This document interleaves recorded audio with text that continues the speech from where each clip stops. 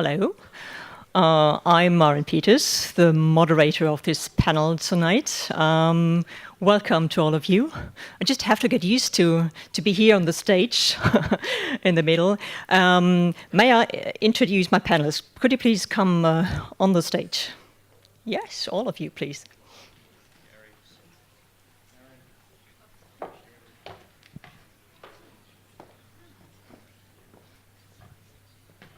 Take a seat.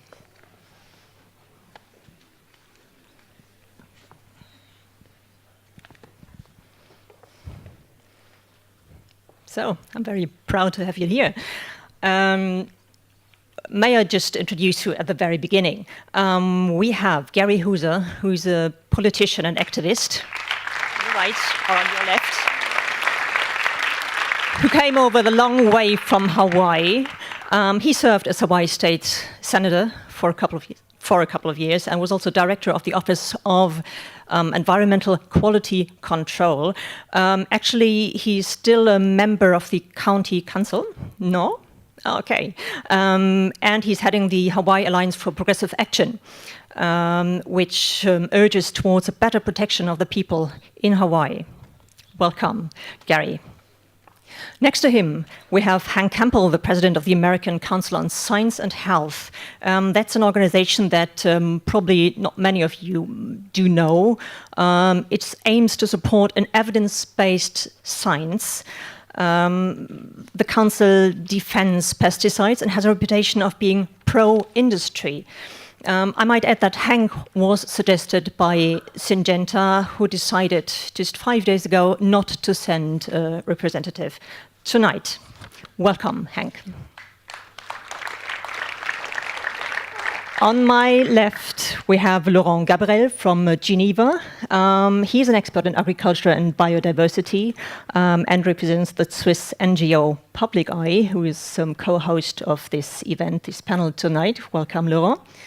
And very good. And then we have Baskut Tuncak. He is the UN Special Rapporteur.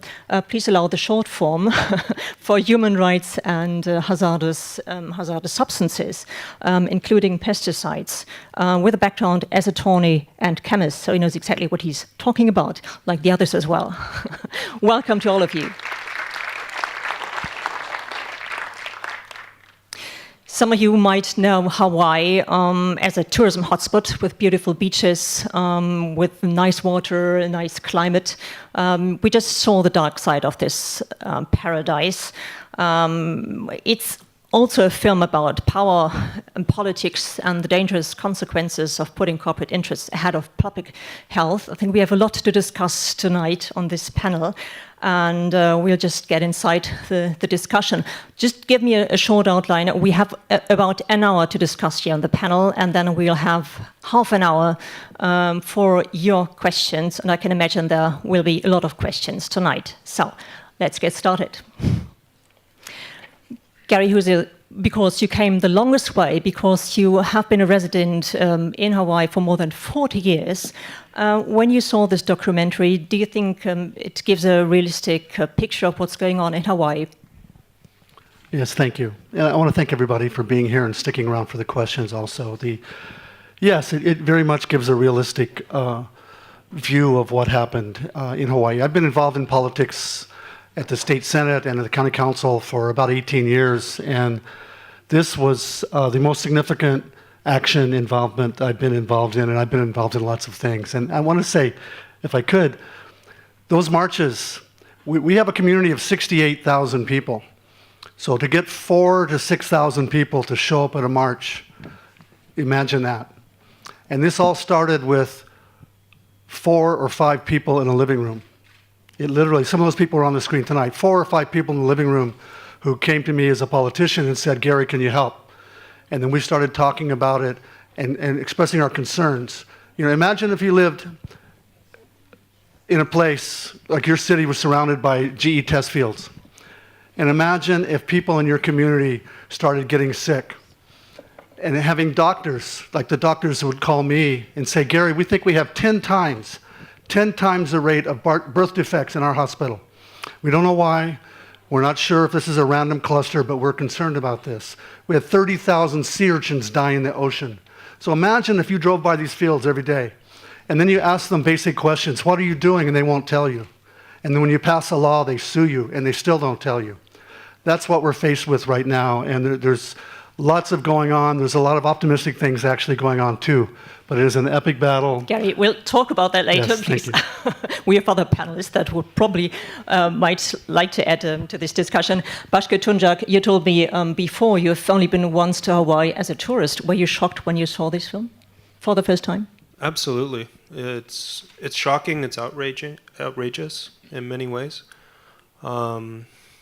It's very inspiring as well to see the community mobilizing and speaking so clearly about what comes across beautifully, I think, in the movie as a human rights issue.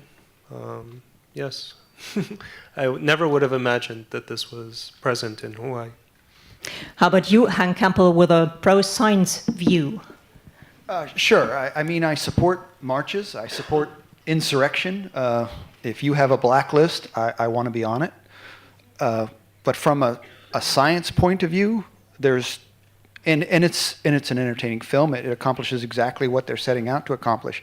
But from a science point of view, and as Maren said, my job is to separate health threats from manufactured health scares, things by trial lawyers, things by people who want to sue.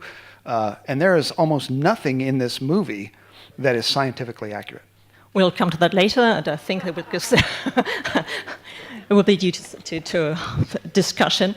Hawaii is an ideal place for the GMO seed industry. That's what we learned in the film. It has a perfect climate that allows 3 yields a year instead of one, like here in Switzerland. Is that the main reason why the industry likes Hawaii so much, Gary Hooser? They like Hawaii so much is because we're isolated, and we have a year-round growing season. So they can grow 3 crops instead of just 1 crop. There's no winter. And we have a very lax regulatory environment. And the community that they're impacting is a relatively low-income, hardworking, blue-collar, mostly Native Hawaiians. This would never happen in a more affluent neighborhood. It would never happen in communities where people have more wealth. Hawaii, as we learned, is a big test area for genetically modified seeds and also for pesticides. Laurent Gaberell, do GMO or genetically modified organisms and pesticides always go hand in hand? Well, I think that was mentioned in the movie that most of the GMO currently used today and also tested in Hawaii are for herbicide resistance. So it's GMOs that are really engineered to accept huge volumes of pesticides that you can apply it without killing the plants, but killing everything else. There's also BT GMOs, which is some other type of GMOs, which is actually you engineer the plant so that it itself converts in a pesticide production plant. So yes, there was this idea that GMOs would lead to a reduction in pesticides use, but now it is proven not to be the case. Mm-hmm. As we learned from the film, a lot of pesticides are implied, also pesticides like paraquat that are forbidden in Switzerland, for instance, and a lot of other parts of the world. Is it illegal to use pesticides like this, Gary? Where I live, atrazine, for example, is used by the ton, and you cannot use it in your country. Chlorpyrifos, the same. They use it over and over again. That was featured, and you cannot use that in Switzerland. Paraquat is the same. You cannot use it in Switzerland. Syngenta is a Swiss-based company using tons and tons of poisons that they're not allowed by law to use in their own country. And they're using it daily in my country, and in my city, and in the town and the community that I live in. The companies normally argue that these pesticides are safe. We would have liked to ask a representative of Syngenta if they are really safe. Now we have you here on the forum, Hank. What would you say? Are they really safe if they are forbidden in one part of the world and allowed in the other one? Yeah, I promise not to use much jargon, but I have to clarify something. There are different toxicity levels of pesticides. So chlorpyrifos is considered moderately toxic. Glyphosate is not considered very toxic at all. It depends on who you're asking. What are you referring to? What are you referring to? Of glyphosate? Yes. The pesticide? And the others?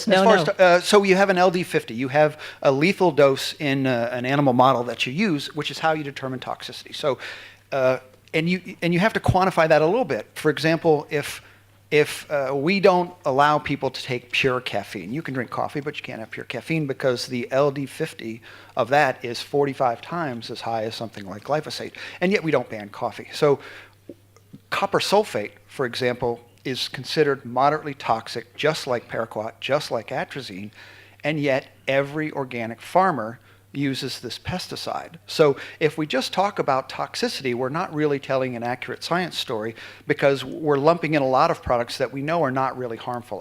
I would not tell you to stop buying organic food because it uses copper sulfate, even though they use it by the ton. Do you share the view, Laurent?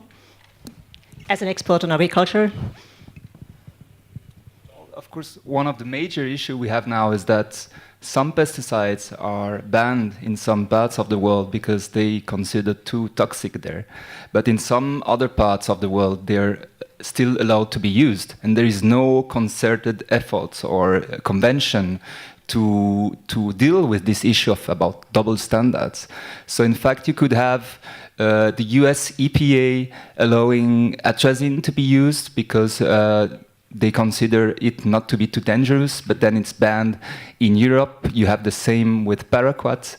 So we have a major issue here that when some government decide to ban some pesticides because it's too dangerous, how come there is no regulation or discussion at the international level to harmonize this? And of course, this issue about safety of pesticides is always what comes up with discussion with the industry. Today, I think we have more than 10,000 pesticides product in the world being used, and over 3 million tons of pesticides applied every year on the planet. And many of those we actually really don't know what happened because part of those have never been tested. In the US, for example, they found out that 50% of the 6,000 toxic chemicals that are being used, not only pesticides, but also in the industry, have not been tested for the 6 toxicity tests that they're supposed to be.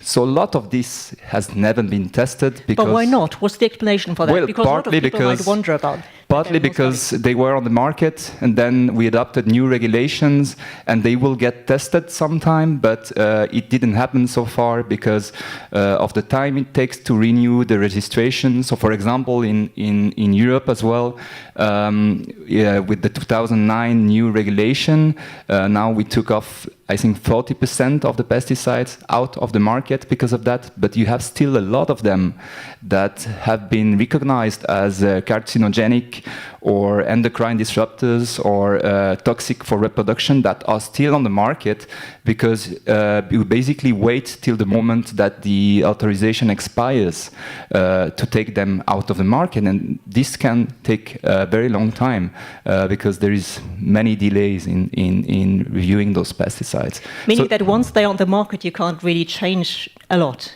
You can do it, but when the authorization expires, which means after 10, 20 years, if the legal timeline is respected, and in many times you have delays, which means that it's postponed and so on and so on. And the reality today is that, and that's what I liked also with the movie, is that it gives you a sense that in fact, not only in Hawaii, but in all around the world, we're guinea pigs. We're exposed to dozens and tons of pesticides. We find pesticides now everywhere. We find it in our food, we find it in our water, we find it in our bodies, in the hairs of the children, in the breast milk that mother gives to their children. We find it in the rain as well. In the rain, we find a lot of pesticides in the air that we breathe.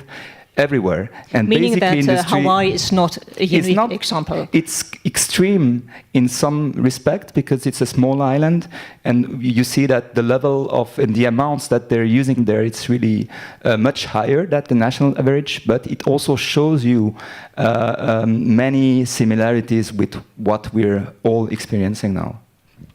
You say we are all guinea pigs of the industry. Tashkut, as a representative of a global institution here, do you share this view? Well, absolutely.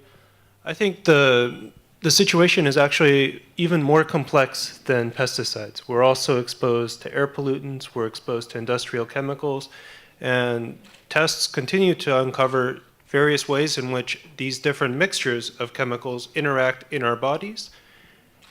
They not only interact with ourselves, but they can interact with our children. There are various chemicals that have been shown to have transgenerational impacts.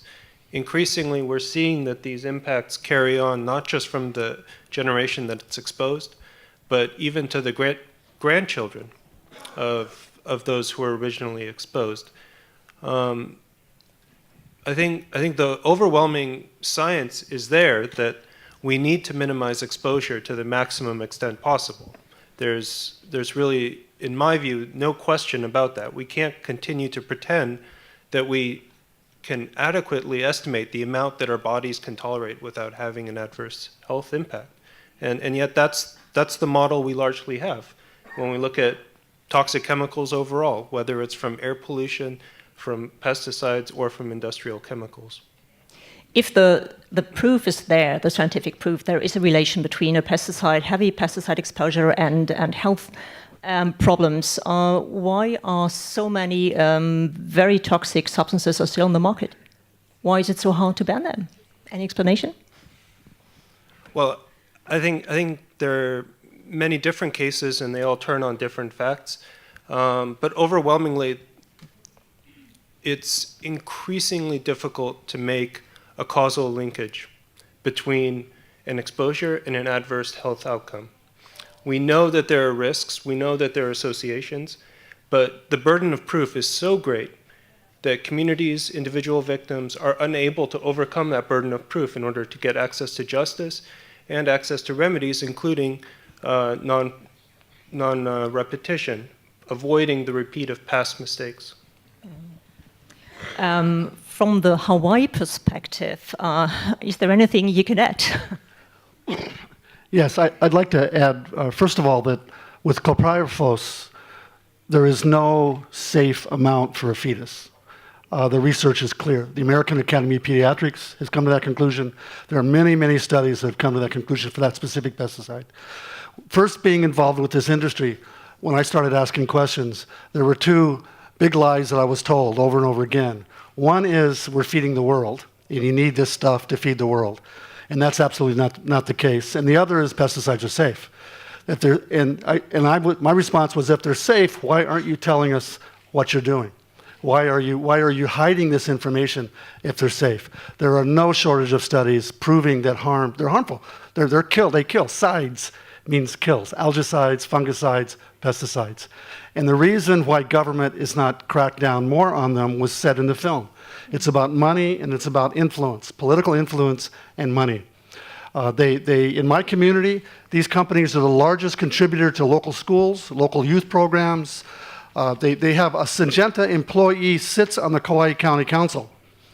Okay, that's the body that I used to sit on. A voting member of 7 members of the council is now a Hartung employee, a former Syngenta employee. Do you think he is going to regulate the company? No.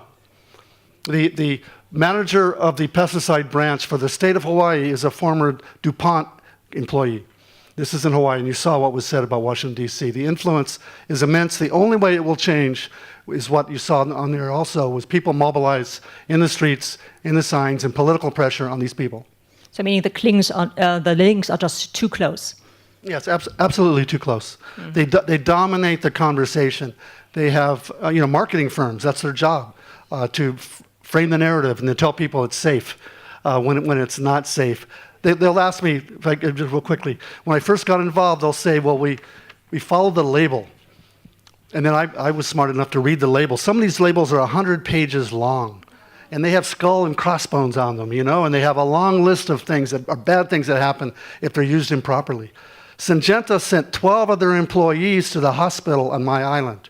The EPA was going to fine them $4.8 million until Trump administration changed the leadership and they reduced the fine. They sent 12 workers with chlorpyrifos to the hospital for misuse, and so you cannot say these things are safe. I'm sorry if I'm a little passionate about this, but my community, thank you very much.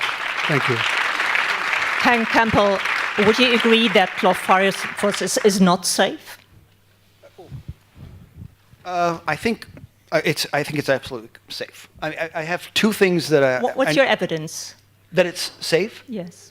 We have 50 years of studies showing that some of these things have to be properly used, right? Where are these studies? Because these studies, most of them are not published. So where's the evidence? No, if they are so safe, why does the industry not publish these scientific studies? There's a difference.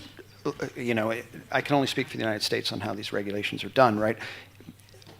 We do not produce a product in the United States onto the market and then tell the American taxpayers, you have to pay to prove it is safe.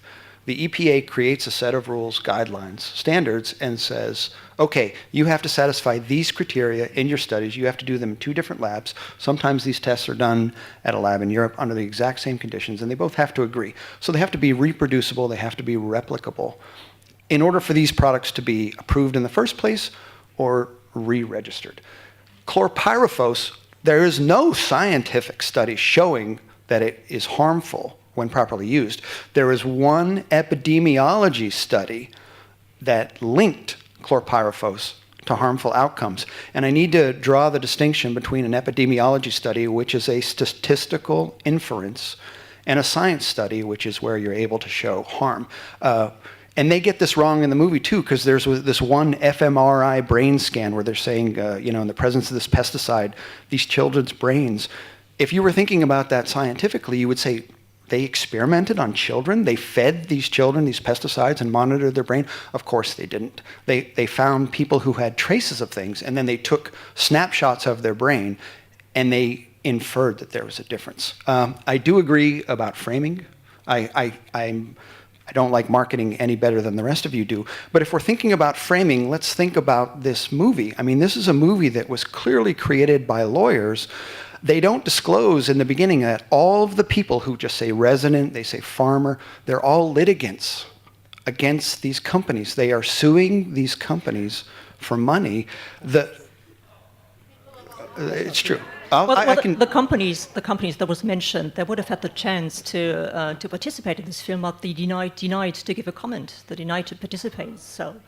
Oh, I can't comment on why a company would choose not to participate. It's just a fact. Sure, and I have no issue with that. I'm talking really about how we want to make an evidence-based decision. I'm fine with banning lots of things. I was behind the ban on methyl bromide. It is now a restricted use chemical, whereas 25 years ago, because it's found in nature so much, we didn't really have the testing to be able to be sure. But in hindsight, we came out and said this is something that should be restricted use. Whereas glyphosate, we say this is harmless. And that's based on the weight of evidence. If it changes 10 years from now, I would happily switch too. But these are products that have been around for a long time. They've been around for a long time, yes, but is that really a proof that they are safe? Laurent Gaberell, I can imagine that you have a different point of view. I would like to respond, but first, one thing. Well, when you say you represent science here, and you accuse the people in the movie of not disclosing their interests, I would like that you do the same, no? You disclose as well who you're working for, because, yeah.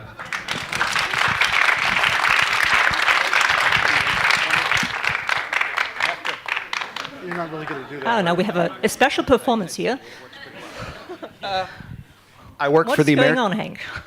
I have a long... I appear on a lot of panels, and these panels are always going to be a certain passionate group who don't necessarily agree with science the way that scientists agree with science. So I remove a piece of clothing every time that someone suggests that I must be a corporate shill because I'm defending the science behind these products. I'm 52 years old. You do not want to see me naked, so please keep it civil. We're funded by foundations. We're funded by individuals like you.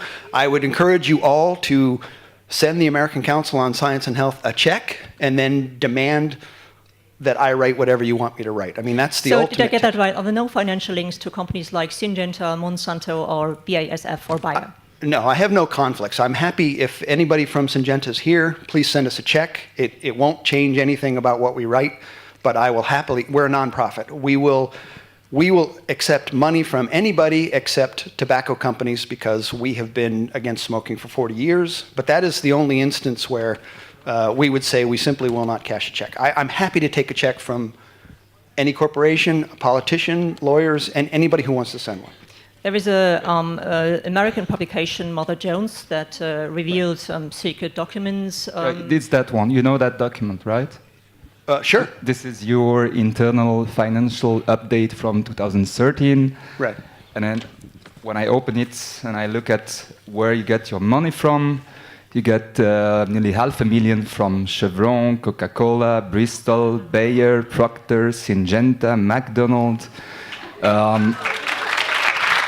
Then you have,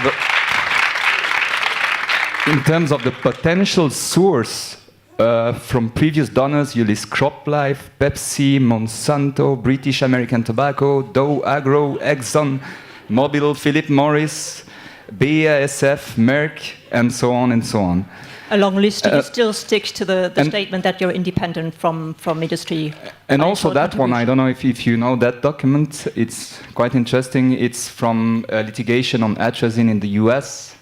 It's an internal Syngenta document. It's called Supportive Third-Party Stakeholder Database. You know that? Okay, I don't, but I'm waiting for you to. I'm waiting for you to get to the point so I can respond. Okay, so you're listed here as one of their supportive third-party stakeholders. They listed me as a supportive. Exactly. Hank Campbell. You must be happy. I would be very happy. Just to repeat my question, do you still stick to the statement that you are totally independent from the industry, from companies like Syngenta Absolutely. or Monsanto? And it wouldn't matter anyway. But here's the point. Why wouldn't it matter? I arrived at the American Council on Science and Health in 2015. And the first thing I did when I walked in was to say, where is all the corporate money? Because I had read the same Mother Jones. And I encourage all of you to Google the American Council on Science and Health and look at the front page, and you will know why you should not trust this film. It's all been paid for by attorneys. Excuse me, I didn't get an answer to my question. Let's go back. I'll be happy to repeat it for the third time. Do you still stick to the statement that you're totally independent of these companies that I mentioned in the film? Yes. As I said, this was in 2013, and there's a difference between a request document and actual funding. Go ahead. Then I have a third document for you. I told you, I've been to these talks. This happens every single time. Go ahead. So this one This one is from 2015. It's an email by Syngenta, or it's an email by one of your colleagues writing Syngenta on atrazine, saying, "Dear Syngenta friends, we're happy to develop a study for you on atrazine. It will cost you $100,000, and that will be extra." Plus the money that you regularly contribute to our own work. So I have also this document for you if you want. We did not get $100,000. I mean, I don't know how many. I'm going to have to keep taking off clothes. I want to talk about a movie, and we can talk about me. I'm here anyway. And yet I think we're doing a disservice to the audience to claim that by defending science, I'm a shill for Syngenta. I think some of us may probably not have understood why you're taking off your clothes, what that shall prove. But anyway, Gary Hooser, you'd like to add something? Yes, I want to just, it's difficult to sit here when the truth is not told. And thank you. The people in the film, the people that are primarily financing the film, Keeley and Pierce Brosnan, are not attorneys. And to my knowledge, they are not suing anybody. That's the main producers, the main funders of this film. I, however, an organization I am involved with is suing Syngenta and the state of Hawaii. But there was no money involved in that lawsuit. And that lawsuit just started a year ago, way after the film was pretty much done. That lawsuit is to force Syngenta to comply with our environmental laws. It's not for money, it's for environmental compliance. I know personally just about every person that was featured in that film. And I will say without question, none of them, the Center for Food Safety, was one, but all of those residents, none of them are gaining any financial money or lawsuits whatsoever. And so that's absolutely not a true statement to say everyone involved in this film is there because they're lawyers and they're paid for it. Thank you. Laurent. Because I wanted to respond to your previous question about why all those pesticides are still on the market. And what industry keeps saying when you show the data that glyphosate in 80% of the food, pesticide in the water, blah, blah, blah, they always say that, in fact, it's below the legal limits. And that at this level, you have nothing to fear because, in fact, the level where you see adverse health effects, it's much higher. And in Switzerland, they found glyphosate in beer, in pasta, in everywhere, but they were saying that you would need to eat 70 kilos of pasta a day to suffer any danger because of this. And in fact, that's part of the problem, because what they do is that we define a limit that is safe, that you can take every day. But who defines the limit? It's basically based on toxicity studies that the industry is doing, based on guidelines that the industry helped develop. Then all those studies are submitted to member states, in Europe at least, and the member state is supposed to review all the studies, see if there is any gaps. We have seen with the Monsanto case that, in fact, they basically copy-paste everything. Then the people that, from the member states that supervise this process, they're always linked also with industry. It was the case in the glyphosate case. Then they're also supposed to look at studies in the public literature. But at the end of the day, they do not consider them at all to fix this safe limit, because it was shown, for example, recently by Pan-Europe. They reviewed 7 new risk assessments for pesticides. They found 500 studies showing adverse health effects from this public literature. Then they found that in the dossier that was submitted by an industry, they had only identified 25%. Okay? And then when they looked at the assessment that was done, they found out that not a single study was considered reliable or solid enough to be taken into account when fixing the limits. So at the end of the day, it's industry studies that are used to fix the limits. Would you say there are no independent studies around on pesticides? There are many independent studies, but they're not being considered in the risk assessment process. For example, atrazine in the US, they had all this controversy about whether it affects amphibians, because there was this study that Syngenta funded that found that at very low level of atrazine, you get male frogs turned into females. And then Syngenta just stopped the work, forbid the scientists to publish its work. But the scientist, which is called Tyrone Hayes, at the end published its own study. And there were, in fact, 75 studies, I think, on amphibians and the effect of atrazine. And at the end of the day, they based their decision on only one single study, which was the Syngenta-funded study. Meaning as a consequence that there are no decisions that are really that can really rely on neutral scientific studies. Few, very few. There is a huge collusion, and I think that was shown in the movie. There is a huge collusion now. It's not the only problem. It's not the only problem. There is also the problem of the cocktail effect. That in fact you say, okay, it's safe to have this amount of glyphosate, but then in fact you're exposed to dozens of pesticides from every sources, so that is not at all taken into account. Also, they do not test at all for the chronic effects of all the other products that come with the pesticides.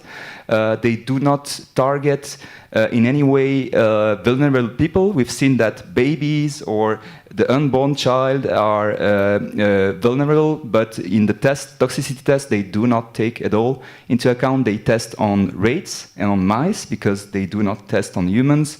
But they do not consider, for this level of safety, they do not take at all into account all the data, for example, on amphibians, because it's only on mammals to fix the limits. So, you know, a rat, he's living 2 years. They test on adult rats. They give it some levels on 2 years.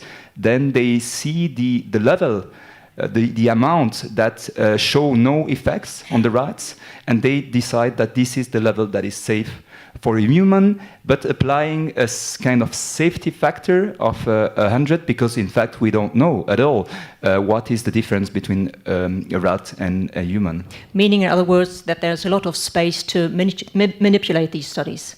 Sorry? Which means that there is a lot of space to manipulate, to influence these studies from one or the other side. Of course, and my last point, one major flaw also is that endocrine disruption. We came to realize that, in fact, some chemicals have not this linear dose effect. So, in fact, they have this U curve. So you test at high dose, you found the dose with no effects, and you assume that below that there is no effect at all.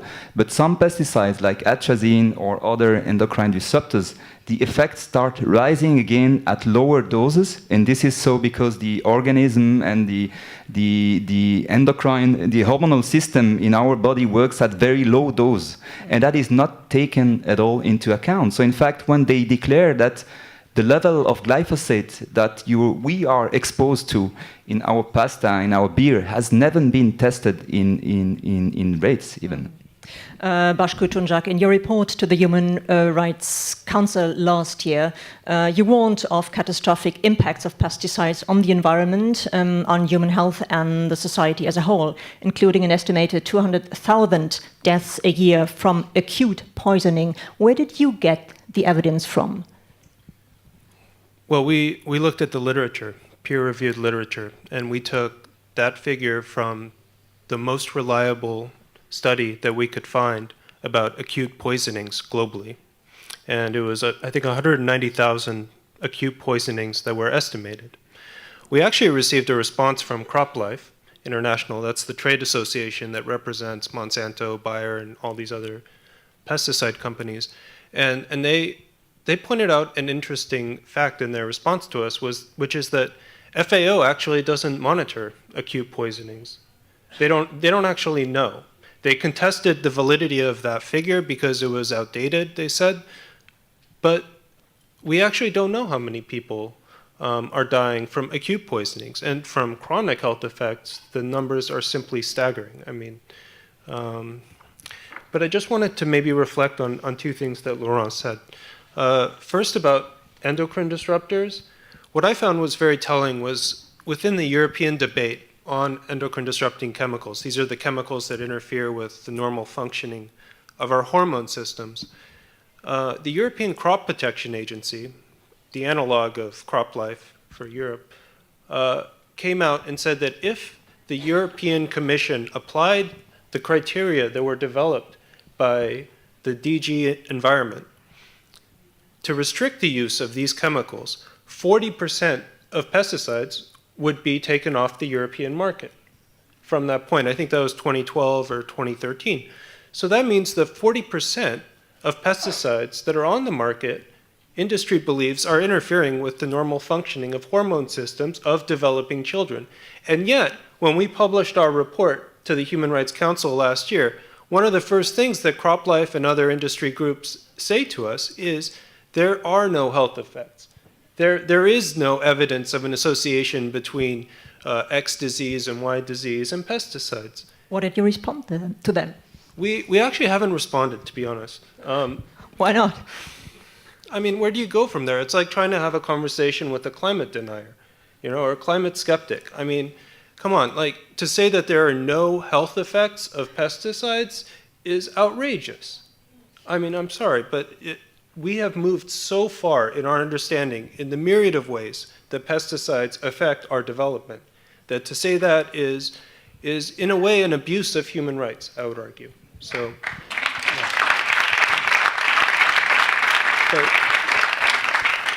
and I also, can I just say one more thing if I have time?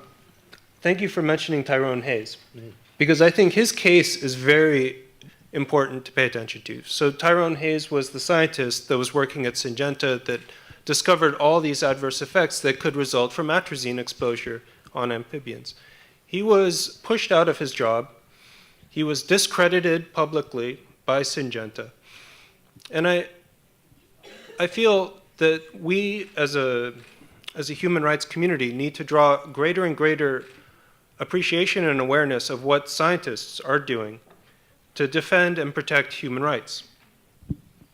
Today, there's an unprecedented attack on science, and this is an attack on scientists, and vis-a-vis, it's an attack on our human rights.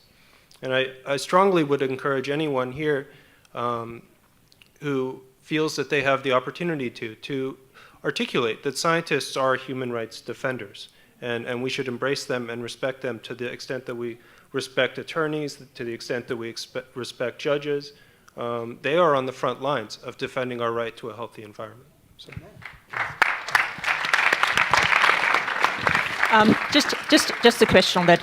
I think you have to elaborate a bit on the link between human rights and scientists, or human rights and pesticides. Where's the link? What human rights could be touched? Well, you could almost go through any human rights treaty and pull out dozens. It's unbelievable how many human rights are implicated. You have to start with the right to information. When we uncover the impacts of these pesticides, we're drawing links to the right to life, the right to health, the right to safe food, safe water, adequate housing for those that are living in communities that are suffering from pesticide drift. In addition to that, there are other rights that are implicated, the rights of workers, the rights of the child. Actually, the Convention on the Rights of the Child, in my opinion, is one of the strongest international agreements to address the myriad of different pesticides that are out there, because the treaties that we have for toxic chemicals only cover the narrowest sliver of toxic chemicals that are on the market, toxic pesticides that are on the market. But in addition, there's the right to not be subject to scientific experimentation without consent. And this right has far and away been underutilized by environmental movements, by farm workers, and other movements in terms of respecting human rights from exposure. Every day we're exposed to some degree to toxic chemicals, and this stands, by and large, to the very good points made by Laurent, a violation of our right not to be subject to experimentation without consent. If these human rights are touched, and you named a lot of human rights, why can't people from Hawaii, for instance, can't go to court and sue companies for injuring or for violating their human rights? You tried it probably.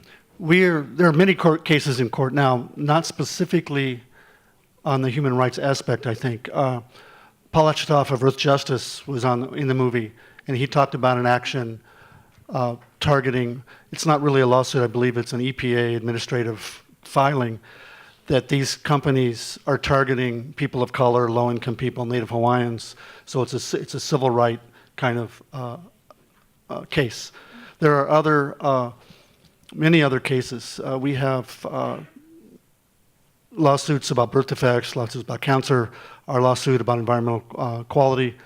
When you talk about rights, I think about Malia Chun.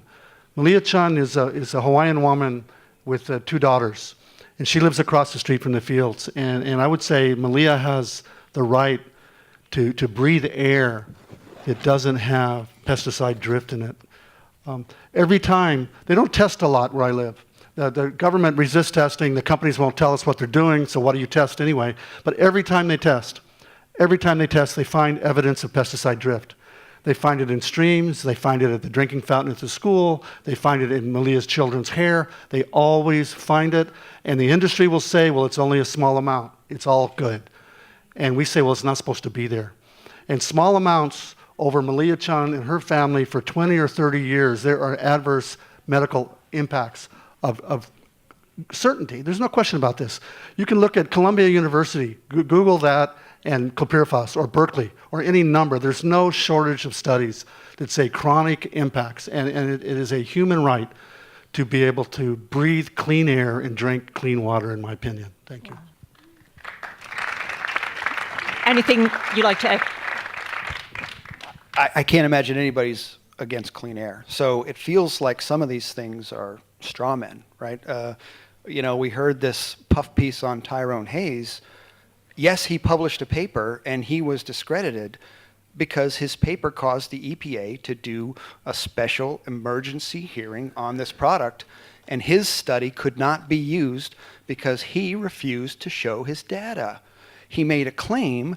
He took some screenshots. He had it published in a journal. He got a friend of his in the National Academy of Sciences in the US under an agreement that they had, a courtesy agreement. He could bypass peer review and get this published. And when the EPA said, this is very provocative. If you don't know what that means when we talk about this, and male frogs make a certain noise, right? And his study claimed that these male frogs were making less of a warble for mating, so they were becoming more feminized. This was incredibly provocative. I mean, this really did shock America to find this out, because frogs are an indicator species. We feel they are vitally important if we're looking for this slippery slope to disaster. The EPA went to Professor Hayes. I know him. I live in California. They went to him and said, please give us your data because we need to use this. He refused to show it. The data does not exist. He was discredited rightly. So to have him invoked as some sort of beacon of human rights and say he was oppressed because he was discredited because it was bad science. And it set off a whole chain of events where this product that you're talking about is called atrazine, right?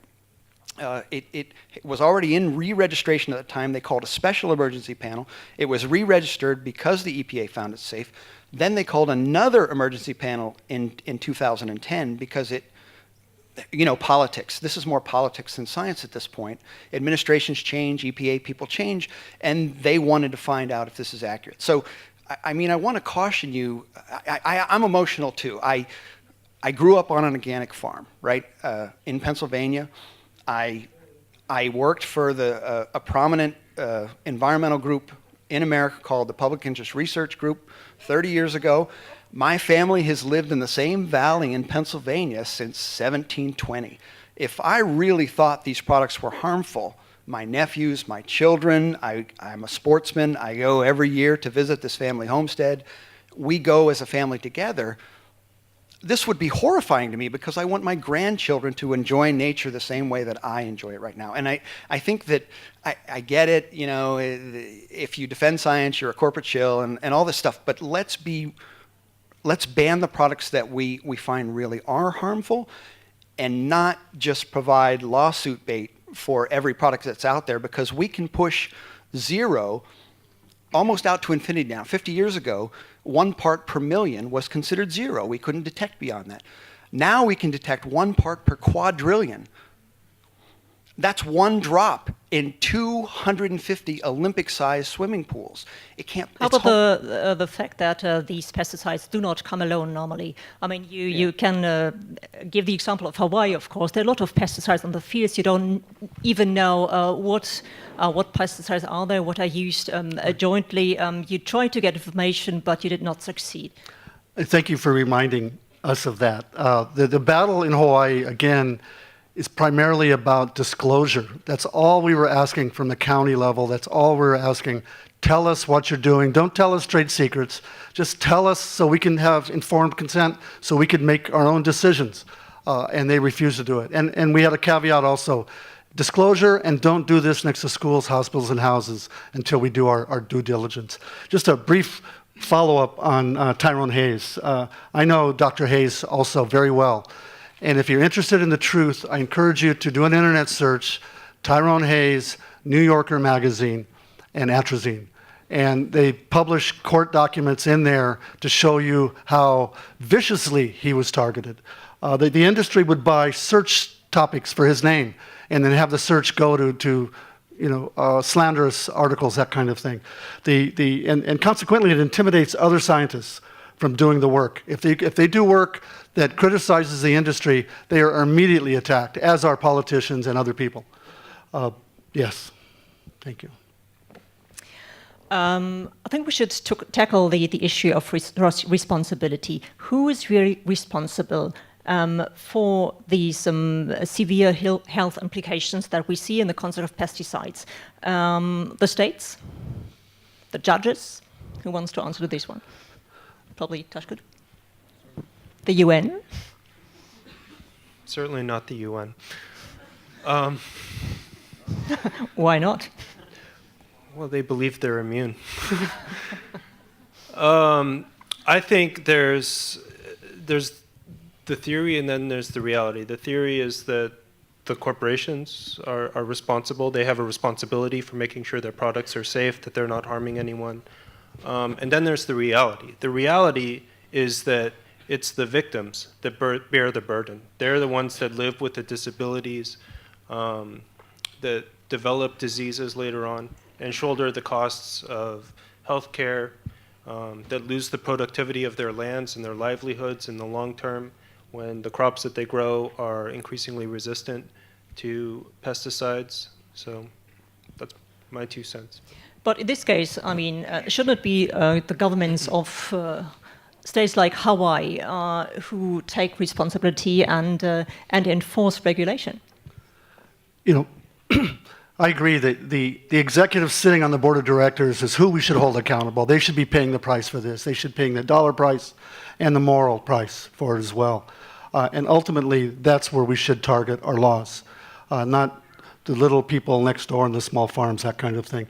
We should hold our politicians accountable. And I've come to understand the person that is ultimately accountable is you and I. Okay, if we do nothing, if we don't speak out, if we don't lobby our politicians, if we don't elect people who represent clean air and clean water in a worldview that we think people are entitled to with human rights, then we're accountable for that. That's the only way change is going to happen. The only way. But you've tried to do this together with a lot of people from Hawaii. You haven't been that successful, as far as I understood it. Isn't that really kind of frustrating? It is frustrating. It is very frustrating, but you can never give up. My friend Paul Acheta from Earth Justice would say, if you give up, you might as well just give them the keys. And I'm not willing to give them the keys. And if you measure the impact in my community today versus what was happening 5 years ago, I am convinced our community is a safer place today as a result of the work of myself and all those 4,000 people marching. Our community is safer. We passed a law, we lost in court, we have not been successful at the state, but the companies, through public pressure, have pushed back from the schools.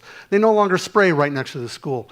They've now, DuPont is just investing $12 million in closed structures to do their experiments, and we were demanding that 5 years ago. So as a result of public pressure, people are more educated, these companies are more on their toes, and our community is safer. But we cannot stop. We're committed in Hawaii to identifying, recruiting, and training and supporting new politicians, putting people in public office at the county level and the state level who feel the same urgency we do. And it's not just about pesticides, it's about climate change.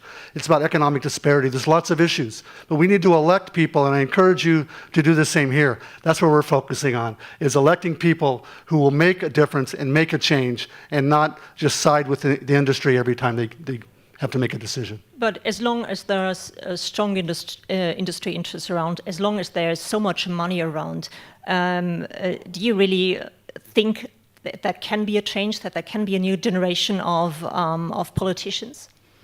I do. I have to think that way, quite frankly. What else is there? What else are we going to do? We have a four-part strategy in Hawaii. We are on the ground. We are marching. We are carrying signs. We are showing up and filling the halls and testifying issues. So we're on the ground. We're in court. We're suing Syngenta. We're suing the state. We're going to keep pressing in court. we are trying to pass laws, and we are trying to elect new politicians. So it's a four-part strategy, and we are committed 100%. And again, we are making a difference. And it's a lot of it's education. A lot of it's what we're doing right now. So you can go home knowing that what's happening in Hawaii, and to a large extent, Syngenta is a part of it. And there's I hope we get to talk about it. There's an initiative, I believe, that people in Switzerland are going to be... That's my next question to Laurent Gaberell. Yes, we're talking about the Responsible Business Initiative. Yes. Well, that might be an alternative. To give you an idea, it's an initiative launched by a broad coalition of civil society organizations. And the idea is, Laurent? It's basically based on the guiding principle on business and human rights that were developed and adopted at the UN, Human Rights Council, which says that, of course, the state has a duty to protect, but also companies need to respect human rights. And that initiative seeks to now operationalize this concept in Switzerland. What it means exactly is due diligence.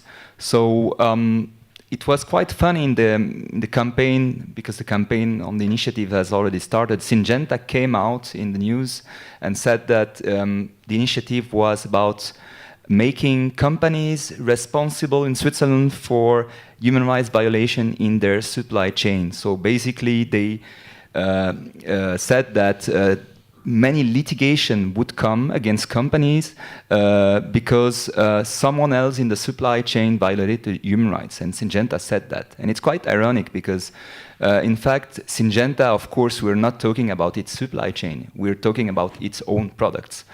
And then the other aspect that is ironic is that the initiative is not at all about litigation. It's really about prevention of human rights. And the way you do this is the due diligence mechanism.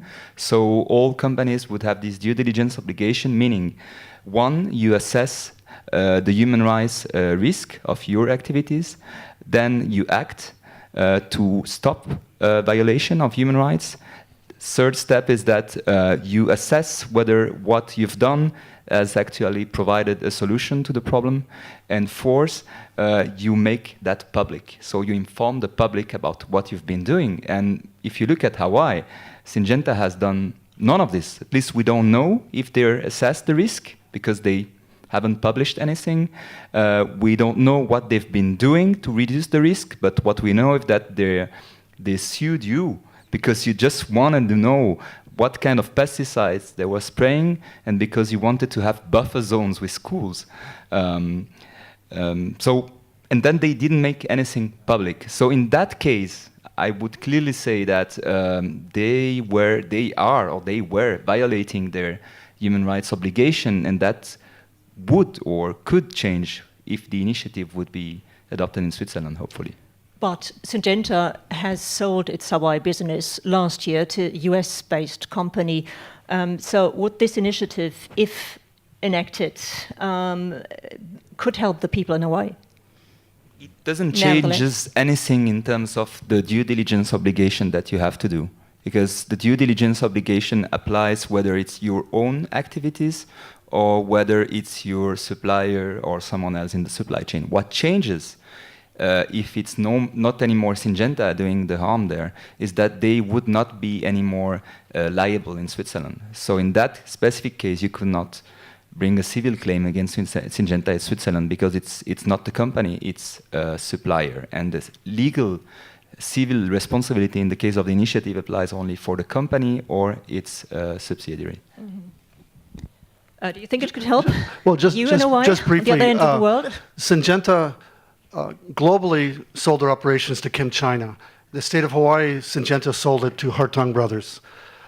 If you read the documents, the source documents when the sale was made, it is actually a subcontractor type of arrangement.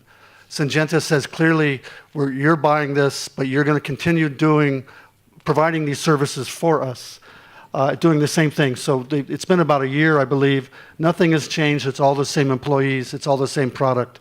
And I believe they're doing this work for Syngenta.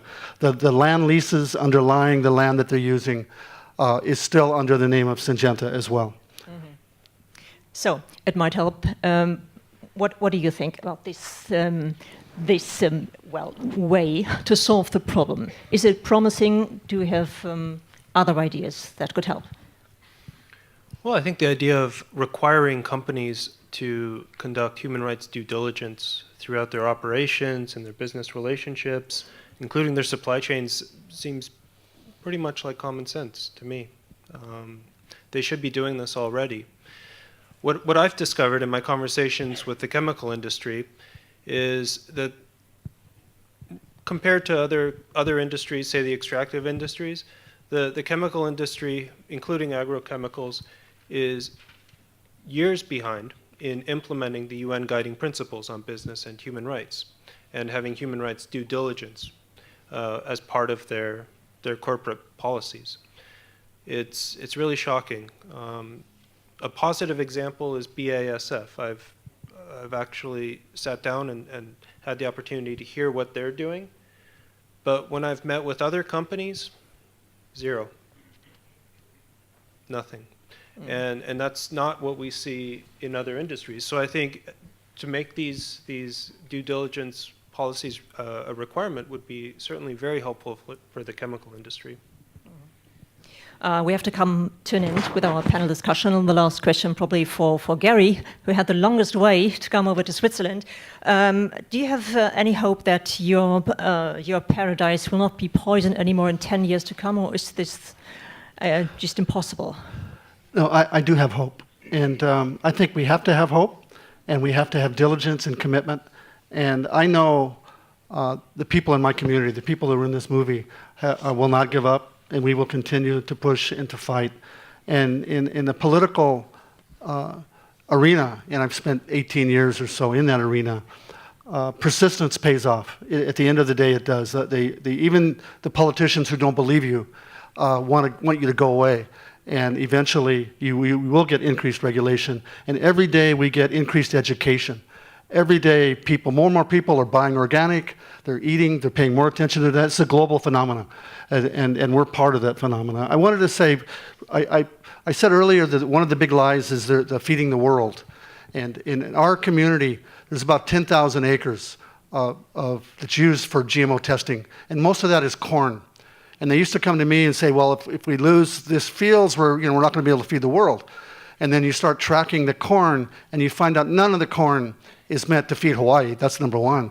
And none of it is meant to feed people. It's cattle feed, it's high fructose corn syrup, and it's ethanol. And you do not feed the world with meat and with high fructose corn syrup. And the industry, and I'm not anti-science, is doing some work around the world on positive uses. But the use that we're talking about here, with corn particularly, it does not feed the world. It is not just the pesticide damage, but the damage to people's health from the high fructose corn syrup and the meat is incredible. But the issue of food security could be... yeah, and I want to just add before I'm done... we could talk about that for hours, I'm sure about that, but we would like to give the audience a chance to ask questions. And I can imagine that there are a lot of questions left. Yes. Thank you very much, Gary. Thank you all. Thank you.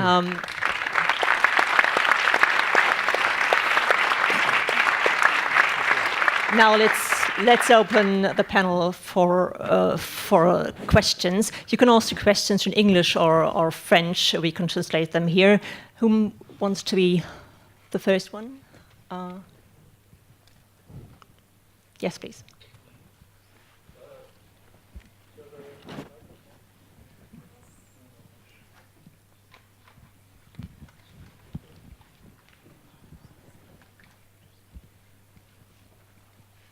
Bonjour, merci surtout pour le film et encore pour tout le débat. Gérard Scheller, je suis de formation scientifique, avec une différence avec certains, c'est que je n'ai jamais été payé par des entreprises dans ma vie. Donc, ce que je vois, c'est qu'en fait, le film prouve, on peut dire prouve, qu'il y a une forme de génocide en Hawaï. Ce génocide, je veux dire, il faudrait pouvoir attaquer les entreprises, bon alors c'est Syngenta, mais etc. Et je suis très content que vous ayez parlé d'une initiative. Alors il y a en fait deux initiatives. Il y en a une, et ma question ça va être un petit peu, est-ce que vous pensez que ça va faire bouger les choses, enfin, donc la première initiative, c'est celle de cette initiative suisse qui veut des multinationales responsables et sur laquelle on va voter en Suisse. Hein. Donc ça, il y a un espoir là. Le Conseil fédéral était contre en disant oh, de toute façon, on va demander aux entreprises d'être plus gentilles avec le monde. Je veux dire, ça c'est n'importe quoi, ça ne marche pas, il faut contraindre. Et il y a une deuxième initiative importante à l'intérieur de l'ONU aux droits de l'homme. C'est une initiative qui correspond, qui est en fait un mandat dans lequel on demande au niveau de l'ONU de rendre les... S'il vous plaît, monsieur, oui. pas trop long, s'il vous plaît. Alors, je vais essayer d'être court, je ne trouve pas le mot, d'avoir un traité contraignant. Ils appellent ça traité contraignant, et c'est géré par l'Équateur. Et en fait, ce traité contraignant, c'est en fait faire en sorte que les multinationales n'aient plus d'impunité. Hein, d'impunité. Donc ça veut dire que moi je pense que ces deux initiatives conjointes, c'est des éléments qui pourraient faire changer complètement l'attitude des multinationales. Est-ce que vous pensez aussi qu'il y a de l'espoir autour d'initiatives de ce type? Merci. C'est pour whom this question? Oui, ONU et... Who would like to comment?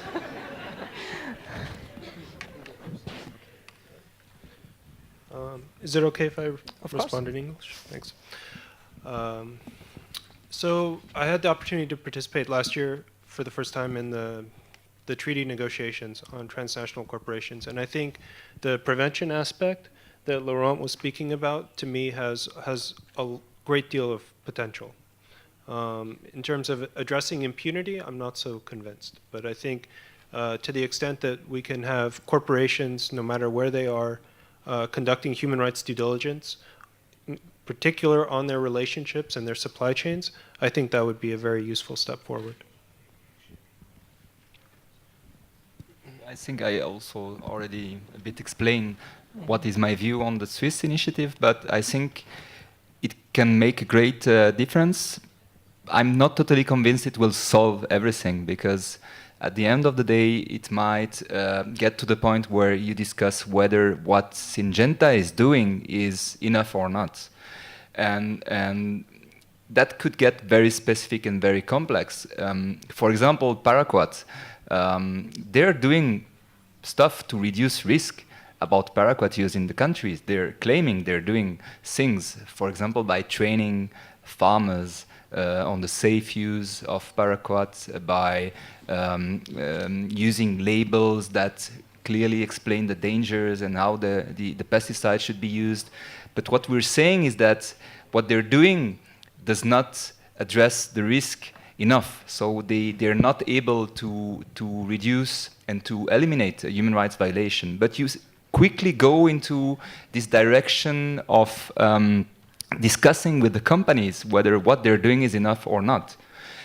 In my view, maybe one of the major difference that the initiative would make is that they would be at least be obliged to report and to make public what they're doing, their risk assessment, what they're doing, whether it works or not, and then you could have the state or even NGOs or citizens looking into this and raising the issue that what they're doing is not enough, not adequate, and push for more action. So it will be, I think, an ongoing fight, even if we get this due diligence obligation here. On the treaty, of course, I think it's a welcome initiative as well.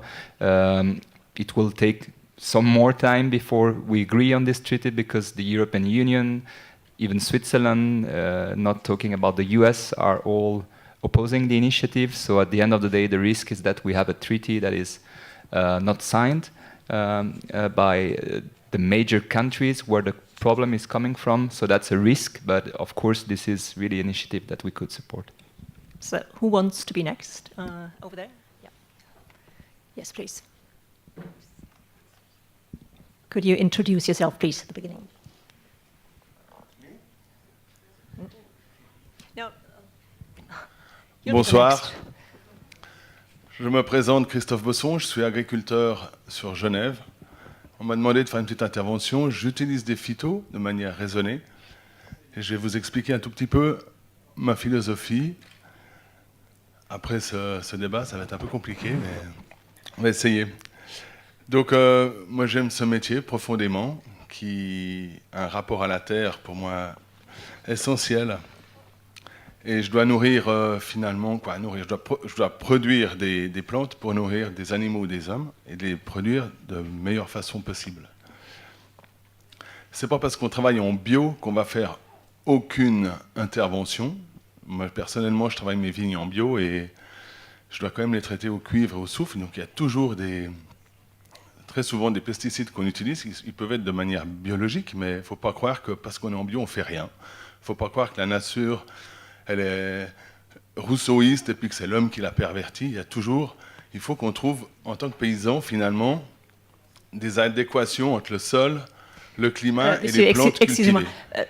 pas trop long, s'il vous plaît. Il y a d'autres personnes qui voudraient poser des questions, s'il vous plaît. Et je voulais simplement vous dire que l'agriculture genevoise, elle est très dynamique. Personnellement, je travaille mes terrains sans labour, dans des sols couverts vivants, avec des associations de plantes, et que les paysans, généralement, ont horreur d'aller traiter, et que c'est vraiment toujours le dernier recours, et que dans tout le profil qu'on a technique, on met tout en avant pour arriver à la fin à éviter ce traitement. Et si on le fait, c'est vraiment en dernier recours. Je voudrais juste vous finir en disant que les blés que je cultive, ça fait 25 ans que je fais plus de fongicides parce que les recherches suisses, c'est des recherches agronomiques étatiques. Elles nous ont sorti des variétés de blé qui résistent aux maladies ou qui les tolèrent au climat suisse.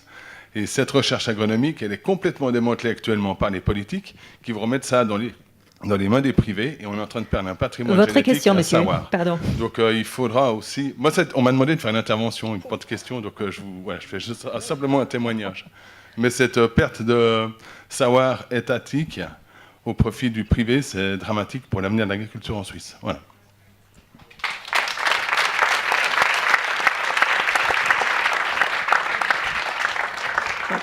So I think we have time for last questions. Please try to keep it short. English or French?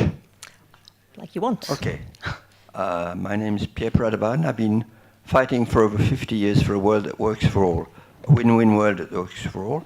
As my question is for the gentleman on my left, I have to say that I have a scientific training up to the doctoral level, and you mentioned that the film wasn't credible because it didn't really demonstrate scientifically what it said. For me, that is not the issue. This is a very hackneyed argument that people use today to say that science is the only form of truth. No, science is one small approach to reality. What we are looking for is not a scientific proof, absolute, iron-hard proof that pesticides are not harming people is in Hawaii. What we are looking for is human happiness. In Hawaii, many people are suffering from this use of pesticides. So what is the most important? That we fight for human happiness and for balanced lives when it seems evident there are major unproven dangers, or that we go with a very narrow science which wants to prove anything which it can never do.